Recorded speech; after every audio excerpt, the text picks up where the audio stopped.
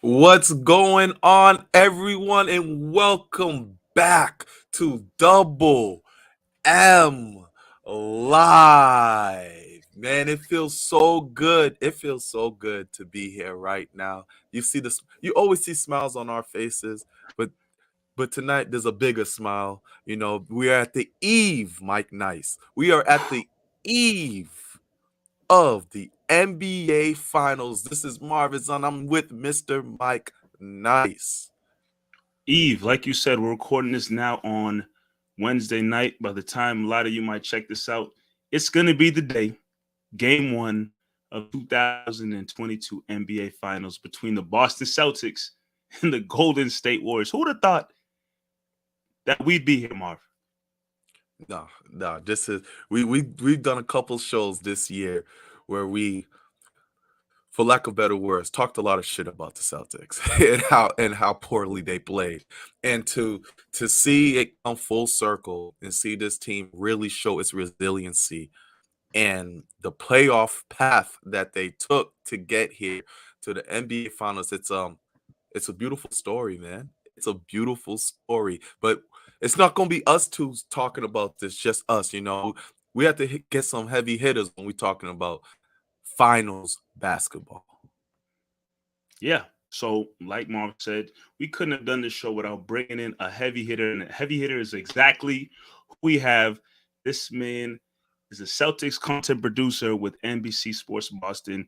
And he also has some great takes on Twitter that I love seeing him, tweet about, whether it be about sports or things going on and just the world and life in general. I couldn't wait to have him on the show. Please welcome our special guest tonight, Max Lederman from NBC Sports Boston. Max, what's going on? What's up, guys? I don't appreciate the fat jokes, though, calling me heavy right before this, but Oh man. I just want you to know I'm losing some weight, all right? I'm getting ready for my You summer look, bod. you look good, Max. You look good, baby. Thank you. Yes. I'm pumped to be here, guys. I know the excitement is hitting all of us because, like Marv talked about earlier, you went from the beginning of the season to how the Celtics started off in their performance, and you fast forward here to June 1st. Finals game one will be June 2nd. But what a turnaround. Have you ever seen a season like this before, Max? I mean, I think back to Celtics in 2010, maybe, when they had that turnaround in the playoffs. But there's never been a season like this, maybe not for the Celtics and just in recent NBA history. No, I don't think there's ever been a team that finished where they did, or that's like halfway through the season had a losing record or whatever the cutoff point was. Somewhere in January, they had they were 2 games under 500, and then to go on to advance to the finals. I'm pretty sure they're the first. It's wild. It's crazy. Like, I had low expectations coming into the season. Just like I thought that they, best case scenario, would be in the regular playoffs and not the play-in. And then Right. in December, I was like, burn it all down. Keep the Jays, keep Marcus, trade everyone else. I keep Time Lord, but like, this is about, this is a gap year. We're getting ready for next season. They're not going to win anything this year. They just don't waste assets trying to be buyers at the deadline. And they proved me wrong. Boy, did they ever. And it's amazing. It's incredible. You guys were talking about the story. The stories, just, they're juicy. They're so amazing. It's why I love sports. Is the narratives, the storylines, just the come from they're in the depths of hell, and then they've somehow reached the pinnacle, the top of the mountain, or almost there, and they got to go up against the Warriors, the dynasty, another homegrown dynasty, which the Celtics are trying to become now. And I saw a great tweet today. I can't remember who it was from, but they talked about the similarities between Jordan and Pippen when they won their first championship. They had 12 playoff series together. They were 8-3. Jalen and Tatum have had 12 playoff series together. They're 8-3, going up against a Warriors team who's been to 6 of the last 8 finals, winning 3, which is what the Lakers did. Apparently, according to that tweet, I thought the Lakers won more, but either way, or the Lakers won more, but it was earlier than the 8-year period. Either way, it's incredible. The stories, the narratives, the revenge tour in the playoffs going through Revenge the tour. last 3 guys that beat you. Oh, Yeah, that's so awesome. good. It's Awesome. literally why I love sports. We can reminisce about, how crazy this year has been, but I want to just dive right in. Let's not waste any time. Let's talk about this finals matchup. Max, you tweeted just like a little over an hour ago that Marcus Smart is no longer on the injury report and Rob Williams is questionable. I want to start off right now just talking about Rob. Personally, for me, I don't think Rob is going to be a huge factor in this series. Just from seeing what I saw last series with the against the Miami Heat, him being limited injury wise, he was huge when it comes against Bam and Jimmy Butler, guys who work inside. Now you're talking about Jordan Poole, Klay Thompson, Steph Curry, who are perimeter players who are going to take Rob Williams out of the paint, and him being mobility being limited. I think he's going to struggle in this series. I don't think we're going to see a lot of Rob Williams throughout this series, to be honest. What do you say about that? Well, it's interesting. We'll see. I think he's been listed questionable the last. I think since the game he missed in Game 3 versus Miami, he's been questionable every other game.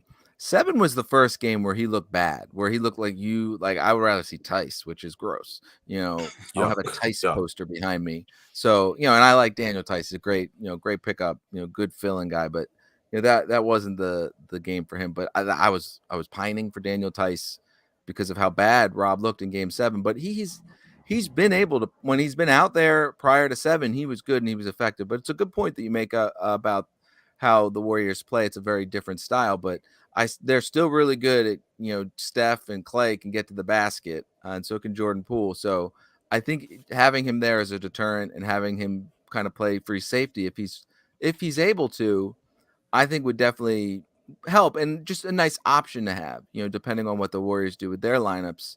So there's some thought that maybe you don't play him in Game 1, give him the extra 3 days rest. These games are so spaced out now that it really could matter. But I think if you just got to get one of these games in Oakland, or San Francisco. You got to get one of these games out there because you can't. I mean, look, anything's possible. The Celtics, they don't generally lose. They have not lost back-to-back games with Jason Tatum in the lineup since January. That's 6 months ago. So, I mean, it's outrageous how good they are at bouncing back from losses. So if you win Game 1, you're going to win the championship in 6. So maybe it's all hands on deck for Game 1, and then maybe if Rob still sore, still hobbled, you sit him out Game 2. But you just got to get a win. So if he's going to help in that regard, do it. This is Double M Live, brought to you by Bet Online AG. We are here with Max Lederman. You brought up some good points. Both of you actually thinking about Rob's a factor, and then Max talked about Tatum not losing back-to-back games since he's been in the lineup since January. That's a wild stat to talk about. But I want to shift things over to the Golden State side a little bit. This is a team, since winning their first championship in, I believe, 2015, aside from the last 2 years dealing with a lot of injuries, Klay and a little bit of Curry out, and lost KD a couple years before that, getting into KD and Klay. But for the most part, people know the Warriors is probably one of the most dominant teams in the NBA when fully healthy. And obviously, you go from 2015 when their young core of Curry, Klay Thompson, and Draymond Green won their first championship. You fast forward here to 2022. While they're still yet again here at the top in the finals coming out of the West, they're an older bunch. They do have Wiggins, who's been in the league a couple of years now. Jordan Poole has really started to emerge, but the core guys, they're still playing at a pretty high level, but they're not spring chickens as they once were when they first were winning some championships back to back in those early championship years. How do you feel the Celtics match up against this team that, once kind of really dominated the NBA, but are not maybe the same exact team that they once were before, running through the league like they were? I remember watching games in those early years, and the Warriors would just run through teams, whether it be during the regular season and going through the playoffs, making it to the finals against the Cavs. How do you feel the Celtics really match up against this team that's been one of the most dominant teams in the NBA? Look, the Celtics match up good. They've always played them. They're the only team with a winning record in the NBA the last 7 years versus the Warriors. That's insane.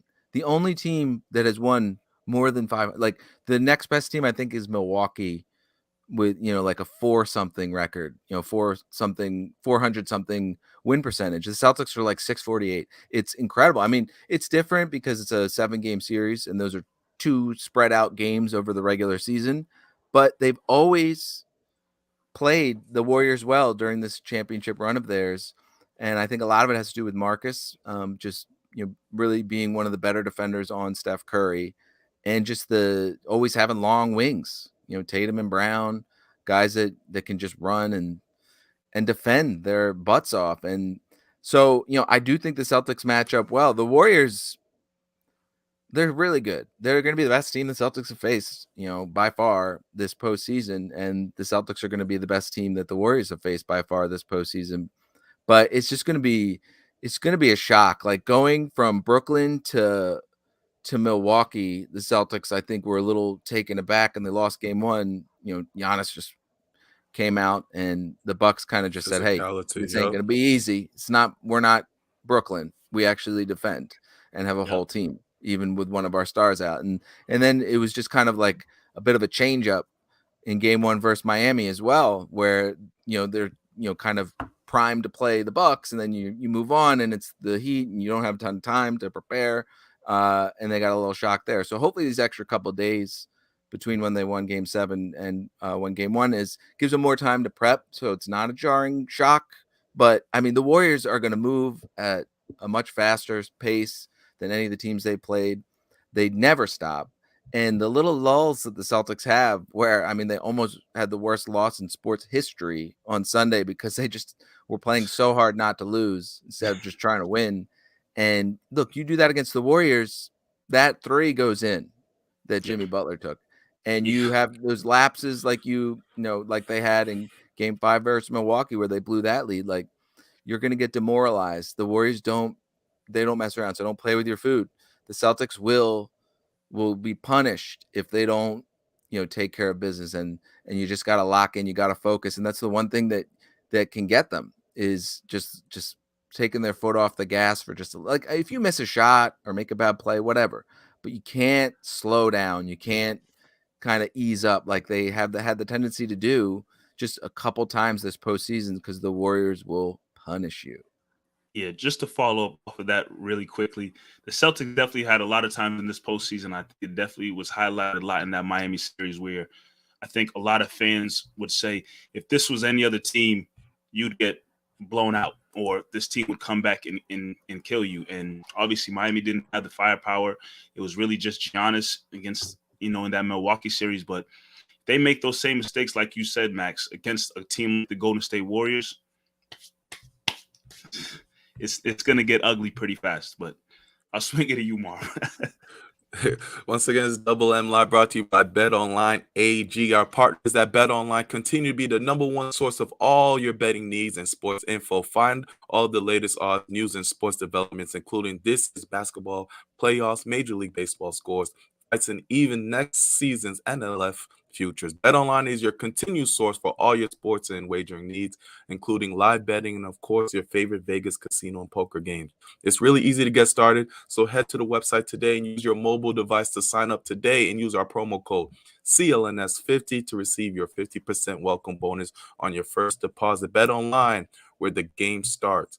I want to do a quick roundtable on who do we believe on the Celtics are factors, who is the X factor for this series. It's obviously a very popular question going on here. You have the Jays.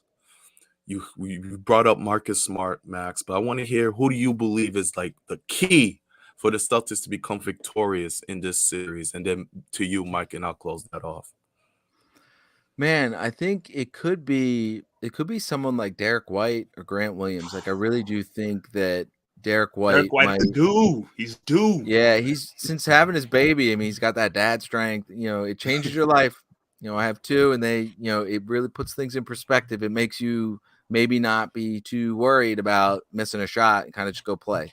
Go out there and live your life, because there's bigger things. And I also think he was pressing a little bit because he was like, I might have to miss a game in the playoffs, because this kid's on the way. And once that was out of the way, and he brought this bundle of joy into the world, he's been balling, and he's been crucial for them. Really, I mean, having great game after great game. So if he can keep that up, he could really, because they're going to need all the help they can get on offense and on defense, and his ability to kind of run around screens, and even if he gets knocked back a little bit, he's got long arms, he's athletic, he can contest in almost in like a Matisse Thybulle type way, where not to that psycho extreme where Thybulle's like the most freakish defender I've ever seen, but he's got a little bit of those tendencies where even if he gets beat, he can recover and block a shot from behind. That's not easy against the Warriors. If it's Steph Curry or Klay Thompson, good luck. But maybe for some of the other guys. So for the Celtics, I would say it's a Derek White, someone off the bench like that who can be a jack of all trades. And for the Warriors, or for the Celtics to worry about for the Warriors, I think Andrew Wiggins is a big X factor for me, because the way he was able to, he didn't really shut down Luka, but he took that assignment on and really took pride in trying to just make everything super difficult for Luka last round. That's something they can unleash. And I don't think they've faced a defender, or at least Tatum hasn't faced a defender like that this round, this run, because Giannis wasn't really matched up on him at all, and nobody on the Heat could really do what Wiggins was able to do. He's super athletic, and God, it would just suck to have him do well offensively versus you. That's got to be like a little demoralizing. Like, man, aren't you a bust? And you're hitting that shot, Yeah. and, dunking too. I mean, if you could put someone on a poster, that's not going to feel good. So I think he could be a little sneaky under the radar X factor, because nobody really talks about him at all. And I it's understandable fear because the Wiggins. Warriors are so good, but Yeah, Wiggins, I'm really looking at Wiggins at this series. Just the fact when they use him at the 4, when they go small, they use him at the 4. There's so much they can do with Wiggins, because obviously your attention is running around chasing Steph and Clay, Poole's getting busy, and then Wiggins is there by himself. And if he gets a Horford or a Grant on isolation, he can do a little damage. So I'm actually going to be looking out for Wiggins too, because he can be really key for this series. Yeah, I hear that for sure. For the Celtics, I think the biggest X factor for them, this might be an easy one, but I got to say it, Jaylen Brown. If we look back at the Miami series, he definitely had some games where scoring wise, he put up some solid numbers. But we all know, if you watch those games very closely, it got into his head a lot of the times and a lot of the games where he was not able to take care of the ball. Now, obviously, you're not dealing with the same type of defense in the Golden State Warriors like you were dealing with the Miami Heat. But those mistakes that Jaylen Brown made in that series, like I just said earlier, if you're making those against Golden State, they're getting back in transition and dropping a 3 right on your heads a lot of the times. So I think Jaylen Brown, and obviously, again, a lot of the spotlight is going to be on Tatum. You hear it all the time with different guys talking about the series. Jaylen Brown's a great player, but, Tatum's the guy that's the superstar. Tatum's the guy that, that's usually how the conversation goes. And I think while Tatum will and should perform like a superstar that some people view him as, Jaylen Brown has to be right there performing right next to him at, almost the same level.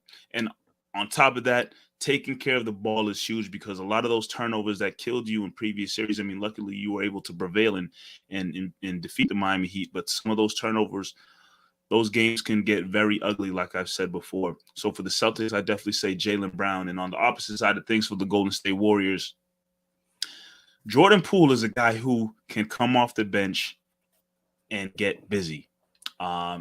Obviously, we've seen spurts of him getting a chance to really shine when you had Clay out, and you had a stretch of time where Steph was out. You saw him get his time and opportunity to really, shine. But, even with Steph and Clay healthy, he's out there still doing what he does, maybe in limited minutes, but he's still able to, make big plays, hit big shots. And the guy that the Celtics have to worry about on their end. I mean, you would hope that Derek White can match Jordan Poole's energy, and that may be asking a lot of Derek White. You know, he's not that type of player who's gonna come in and just hit crazy buckets like Jordan Poole would. But I think Jordan Poole is definitely a guy that you have to watch for in terms of another guy who can, you know, quickly change the pace of a game with big shots and big threes, similar to what Clay and Steph can do. So Jordan Poole is someone that the Celtics have to worry about as an X factor on the Warriors end of things. So what you got for us, Marv? You bring up just quickly, speaking on JB. 'Cause Mike's laughing. You already know where I'm going with this. The turnovers, is going to have to be limited when this is a team with Golden State. See, Miami was offensively limited. So you Yep. turn the ball over, you're still able to come back with them. This is a team, if you have 3 possessions in a row where you turn the ball over, it's a daunting task. They're going to hit up threes. The place is going to go crazy. It's daunting. Miami had no damn fans, bro. I heard myself in the arena there. They had no fans. This is a different beast we're going into here. Turnovers are going to be huge from Tatum and Brown. I believe Tatum leads to all players in the playoffs right now with the most turnovers. So JB limiting the turnovers. I felt like Eric Spoelstra in the locker room just started telling guys swipe at him every time he drives to the basket, and it was starting to get really frustrating. He adjusted late in Game 6 and Game 7, but definitely something to that's a look out great for. point though. The adjustment, we got to point that out too, because that to me was huge to see in Game 7, especially where he did a little bit of the hezzy in the lane there instead of just attacking like he was. So, but yeah, guys, that was maddening. Game 6, 4 turnovers in the first quarter. Oh, brutal. Yo, Mike and I just look at each other after already complaining about it through previous years. It looked like a gimmick. It started getting real comical. Like, he did it again? Wait, this is a back-to-back possession? Are we on a hidden camera TV show here? Are we getting punked right now? Is this really happening? Exactly how it was unbelievable. Credit to Jalen, man. He doesn't get too high or too low in these moments. He doesn't get too frustrated. Maybe you want him to get a little more frustrated when he has those type of turnovers, but he doesn't get. He's even kill and he regroups. So big shout out to JB. My X factor is gonna be the guy I told you, Mike. He should never have to pay anything when he comes to Boston. Al Horford. If he goes to a bar or restaurant, he's good in Boston's eye. He might, if he wins a chip, he might damn near get himself into rafters. That's how much of a favorite he's become out here. Hold on. I'm just saying it's possible. Look, it's not outrageous because they do retire every number. So they retire everyone. It's possible. Might get a street named after him or something in the rafters though. You look at his numbers, and they put everyone in the Hall of Fame. Anyways, Al Horford is the X factor to me in this series. I was reading this stat the other day where he was picked on the most in isolations and tested the most in isolations in the NBA. And Al Horford, knowing him, he moves his feet well. He's great in the perimeter. And like I was talking about Rob Williams, how they're going to test in the perimeter. That's going to be the same thing with Al Horford. The difference is Steph Curry is a different beast. It don't matter who you are. See, he's going to turn some heads around when he's playing against the center. He's going to test Al Horford out there in the perimeter. And if he can hold his own defensively and knock down a couple of threes consistently throughout this series, I think the Celtics are going to be okay because you're going to need him to be on the floor. Grant, I'm not worried about Grant being out there in the perimeter. I think Grant is going to hold his own. I would love to see how Horford plays. If he can hold his own defensively in the perimeter, run win, because they're going to be times where they're going to do switches. They're going to want Horford on them. They're going to want Rob. Let's see how he holds up there. That's my X factor. And on the opposite side, Klay Thompson. It's looking like he's getting rejuvenated now. He's got his legs underneath him. Defensively, he's not the same player, and I think that the Celtics need to do themselves a favor and attack Klay as well, as they're going to be hunting down Jordan Poole. But Klay Thompson, if he gets hot, it's tough. That team's just tough to beat, man. When Klay gets tough, like we gotta lock his ass up during Game 6. So we already know about Game 6 Klay. So it's gonna be tough if Klay Thompson gets hot. I think that's someone Celtics really gotta look out for. But those are my X factors. I mean, you can really look at a lot of different guys in the series on both sides. You can make valid This makes points. it exciting. This makes it an Makes it exciting very series exciting. because there's so many players. So many players. I think this is going to be the most exciting series we see, from this whole playoffs run in the NBA. I think this series Better is than going to be. Celtics Bucks. This is Celtics going to Bucks be was wild. Celtics Bucks is wild, but I think this Golden State Celtics matchup is going to be the most exciting one we see. But I want to follow up the next question that we have here, because you both kind of alluded to this question for sure with your responses. Who do the Celtics close the game out with? Now, the Warriors have their death lineup, which I believe is Curry, Poole, Clay, Wiggins, Draymond. And I That's know the pool Marvin party lineup. and I kind of went back and forth when we had this discussion earlier on how do the Celtics combat that. And before, we talk about who we thought, we definitely want to hear who do you think the Celtics should combat their death lineup with, Max, on, when it comes down to late in the fourth quarter and the Warriors go to their guys, who do the Celtics put on the floor to combat that? I want Derek White out there. I definitely want Derek White out there. And just use the starters, take Rob out for Derek White. Just because he's a ball mover, he's a smart decision maker, he's a defender, he's making shots now. And I just don't think you have to worry about him. And Al, I think I heard Zach Lowe say like the Celtics have an absurd net rating when Al's the only big out there this postseason. Like just they're great. They're great. So, we know Al can hold his own and he can stretch the floor. And that's in theory five shooters. So, and it's not like the Draymond theory where Draymond, yeah, he'll shoot him, but really probably don't need to guard him as a shooter. Are So we I calling think that Derek White a shooter? maybe they won't guard him that way, but he's starting to make the shots now. And look, he'll take them too. And that to me, I've always been, I'm a Sixers fan, so I'm tainted and jaded because of Ben Simmons, but it's like just shoot. There's value in the attempt. All right. Make them think. These guys have been taught their entire lives, go contest that shot. And even if the coach tells you don't worry about him, that split second where your human nature comes up and it's like, oh, he should, even though before Yeah. the scouting report kicks in, there's value there. So he was making shots. I think he's found his stroke. I believe he's been a streaky shooter, for a lot of his career. Hope he gets a hot streak and hope they have to guard him. But I would put Derek White in there. I'm interested to see what you guys think. Yeah, I mean, I text Mike this because Mike asked me this a couple of days ago, and I have Derek White there as well.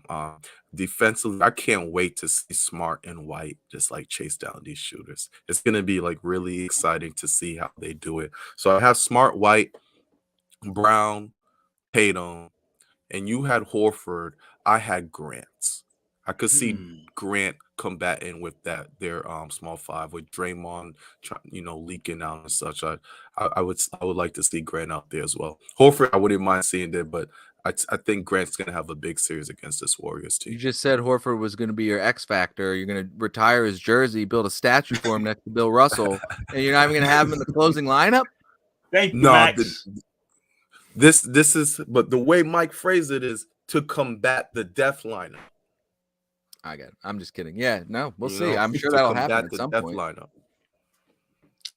Yeah, I don't know. I mean, I see the arguments for having Grant. I see the arguments for having Horford. I definitely agree White needs to be out there. But something in me just leans towards Horford and just what he can add to the game. And it's a little bit more than what I understand switching wise. You probably want Grant switching more than you want Horford because Grant seems like a guy who could definitely, guard 1 through 5. But Horford can hold his own defensively for the most part. He's definitely a better shooter than Grant, in my opinion. And on top of that, when you hit those fast breaks, sometimes it's Horford leading the pack. Grant's never and should never ever lead a fast break off a rebound. But we've seen plenty of times Horford grabs that rebound and he's taking off down the court and he's setting things up for other people, or sometimes he's taking things in his own hands and finishing at the basket or getting fouled. So I understand why having Grant out there for the switching purposes, but at the same time, I feel as if Horford can just add a little bit more to the game with what he can do in his skill set. I really don't honestly think there's a wrong answer here. But I would lead towards having Al out there if that's me, because Tice is the wrong answer. Yeah, there won't be any Tice this series. I can tell you that right now. We already said you possibly don't need to rely on Rob too much in the series, because I mean, who's he going up against? Looney? I don't think the Celtics are really worried about Kevon Looney. Who's played well though? He's played well these playoffs, and Celtics have shown that they're just an average rebounding team. They're an average rebounding team, and somehow, some way, Warriors have become a really good offensive rebounding team, and that's gonna hurt. Yeah, I mean, if you look through all the series the Celtics been to, you have to deal with Drummond, then you have to deal with Brook Lopez, then you have to deal with Bam. I would say Looney is probably the worst of those centers, in my opinion. So, I mean, a lot of attention doesn't have to be given towards him. But, obviously crashing the boards is huge. And, I mean, Looney has one job out there, is to really kind of defend the paint and crash the boards. I think if you, again, putting these two lineups against each other, not a lot of attention has to be paid towards Draymond. So that maybe takes some pressure off of Horford. But, I'm rolling with Horford out there in the death lineup or the closing lineup, whatever you want to call it. It's going to be some great basketball to watch. I know that for sure. Whoever they choose on the Celtics side, it's going to be some solid basketball to watch. Let's get into the final question here. And I've gone back and forth with this, talking to people all day about our series predictions here. You have the young Celtics team who, none of them have any finals experience. They've always been on the cusp of making the finals, but they never got through and crossed over into the big matchup. And then the Warriors come with their wealth of experience, from their head coach to their big three. Some people don't think the Celtics stand a chance because the Warriors just have all the experience in the world. They know what it takes to get here. They know what it takes to win it. And then on the other side, you got people who are saying, look, it's the Celtics' time. Their turnaround has been amazing. One of the best defensive teams in the league. It's Tatum's time. It's Brown's time. I've seen arguments for a lot of different things. 5 games, 6 games, 7 games, Celtics. Here we are right here on Double M.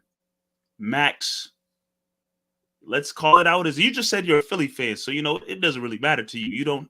It's not tugging on your heartstrings like it might. Oh, it is. It is. I will be honest though. It feels like house money to me right now. I wanted them so desperately to just get past Miami. I was like, just make it to the finals. I'm so sick of hearing that they can't play together. They can't get over the hump. I just didn't want that summer of the narratives of that drama. And I was like, just do it. Just get there. And I want them absolutely to win. But the stakes, again, like to me, it's always like I want the Celtics to win as many games as possible because it extends the season. I love basketball and I want them to keep playing. They've done it. They're going to play the last game of the season, and that's great. And it's going to be a win on the Garden floor. Game 6, Celtics in 6. I think if they win tomorrow night in game 1, boy, that I feel much better about that prediction. I mean, I'm wish casting a little bit here. The Warriors, are so good, and I could see a Warriors gentleman's sweep, but I'm picking Celtics in 6. I think, the teams match up well. For some reason, the Celtics have always played well against this team. Always. And you just never know what can happen. I think the Celtics have the right mindset. I think Ime is just an incredible leader, incredible coach. He's got the experience. He really does.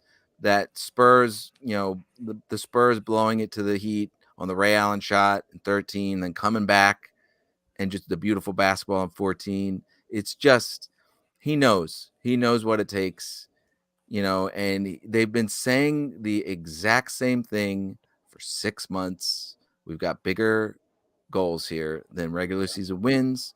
We're not done. We're not finished. Even when they were spraying water all over each other, Ime saying to them, look, we don't hang banners for Eastern Conference Finals. You know, there's no Eastern Conference Championship banners up there. We've got bigger fish to fry, and I think we're going to fry them in 6. Marv, how you feeling? I've been struggling with this one. After Game 6 of the Heat series, I was sick. I was distraught, and I knew we were going to win Game 7. Like I had no doubt in my mind. So I just kept telling myself, "Oh, we're not beating the Warriors. This team cannot beat the Warriors the way they just collapsed in Game 6 against the Miami Heat. The mental lapses, the turnovers. It was driving me crazy. Game 7 happened against the Heat. We're up 13. I said, okay, this is how you bounce back. Then the last 5 minutes of the Heat happened. Jimmy Butler shot that ball, and it looked good. It looked so good, and I said, wow, this is how this story ends. Luckily, it missed, and the Celtics survive, and they move on. I've been having a hard time erasing the mistakes that the Celtics have made. Somehow, some way, after every collapse that they've made throughout these playoffs, they bounce back, and they bounce back like nothing ever happened. Like that loss just didn't exist. Tatum can have a horrible game, and we're talking about what is wrong with this. The next game, it's guaranteed he's dropping 30 with 10 assists. So the resiliency of this team and how they just really have short-term memory. You always talk about short-term memory with quarterbacks, and if you throw that interception short-term, this Celtics team really has short-term memory. And I just feel like they can't beat Durant, Giannis, the number 1 seed, and just fall out to Golden State. They were destined for this. And they have to win Game 1. I think they really need to win Game 1. Celtics in 6. But I'm banking on them winning Game 1. So if they don't win Game 1, Warriors in 5. Anyone who says Celtics or Warriors in 7, anytime you say any series in 7, that pretty much means you don't know. It's a cop out. It's a toss up. Yeah. Just say that you're not sure, and that's fine. I mean, no one's going to come to your house. That's why I never break your legs if you get it wrong. You're not really having a hot take by saying, "Oh, Celtics in 7, Warriors in 7." You're just pretty much telling us you don't know who, and you're just picking a team you like.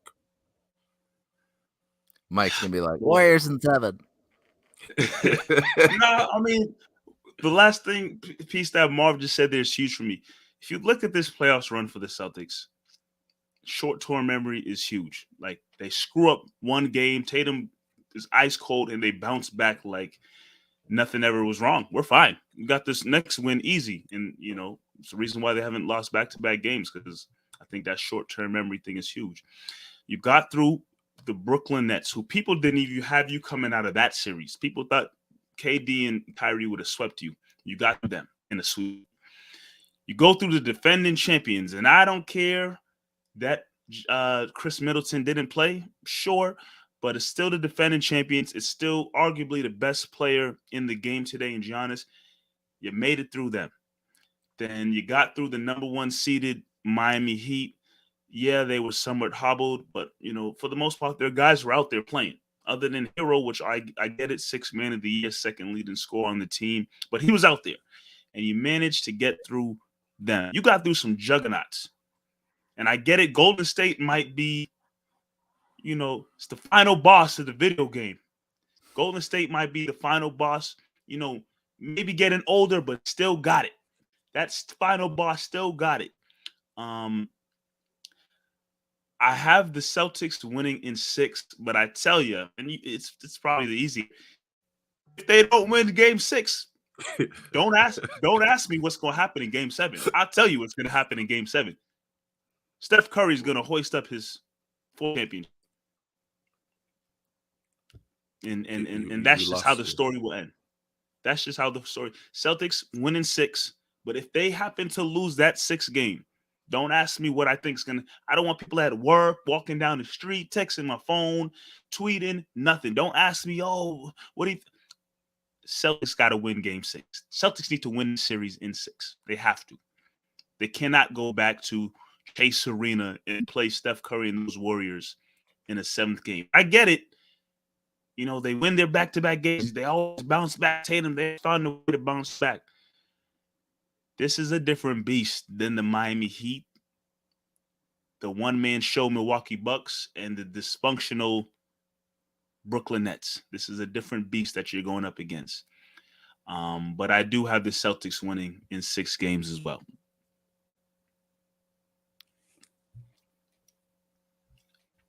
I hope that's the outcome. It would be amazing to see the Celtics hoist up number 18 in Boston. But Get who ahead knows? of Like I said, Lakers. Yeah, we gotta get one up. Fraudulent. Gotta get one up over the Lakers. Asterisks. The NBA media guide for the playoffs has asterisks next to the Lakers championship. I'm not making that up. Wow. It's a real asterisk because it was played in Disney World. So get out of here, Lakers. I can't do that though, because we wanted it just as bad in the bubble when the Celtics, and it wouldn't have had an asterisk if the Celtics won. I stopped having the bubble argument. With people, because people say, "Oh, the Lakers has an asterisk." And they'd be like, "Well, what if the Celtics won? How would you feel?" Then I'm like, we would change the narrative, Mike, because we're not objective. We pick our sides and we run with that narrative. And if the Celtics or Sixers had won the bubble championship, it would be a completely valid one. But since the Lakers did, it's nonsense. Oh, I would have celebrated. I would have celebrated, like, virtually, because it was a pandemic. True, but yeah, I remove myself out of that bubbles conversation. But yeah, gentlemen, we're here. It's crazy, man. So NBA Finals, Celtics Warriors, Game 1, Thursday night, 9:00 here on the East Coast. For people who work it that next day, that's a late start. I know for me personally, that's a really late start. It's going to be a late night, but I tell you what, I'm going to watch every second of the game. I don't care. And every second of the pregame coverage, right? 7:00. All of it. I'm soaking it all in. Where can we find you, Max? Tell them. Let the people know, Max. Well, you can find me on Twitter, Max_Lederman, and then we have pregame. We have 2 pregame shows, Celtics Post Up, and then the regular pregame show. But you're not allowed to have. You can't go up against their ABC's pregame show. So we have, there's a half an hour buffer. So we start at 7 and go for an hour and a half, and then there's 30-minute buffer for that, and then all the post game stuff. So. If you like, Eddie House has been great. Scal, Eddie's Amina been good to see. Abby Chin. We got Time Childs, Chris Forsberg, a bunch of people, and getting after it again. Late night. Wow, man. Can't wait. You guys do some beautiful work there over there, NBC Sports Boston. I'm sure everybody will be tuned in for all the coverage. You heard it here from Max. Check them out with all their coverage of the NBA Finals and everything Celtics. Marv. Let's home, my brother. I lost you. What would you just say? I said it's on you, my brother. Take us home. Take us to the promised land with the show. This is Double M Live, brought to you by BetOnline AG. We have a special guest tonight. We had Max Lederman from NBC Sports Boston. That's Mike Nice. Celtics are to the finals, and there's no way in hell I thought I was going to be saying that in February. But we here.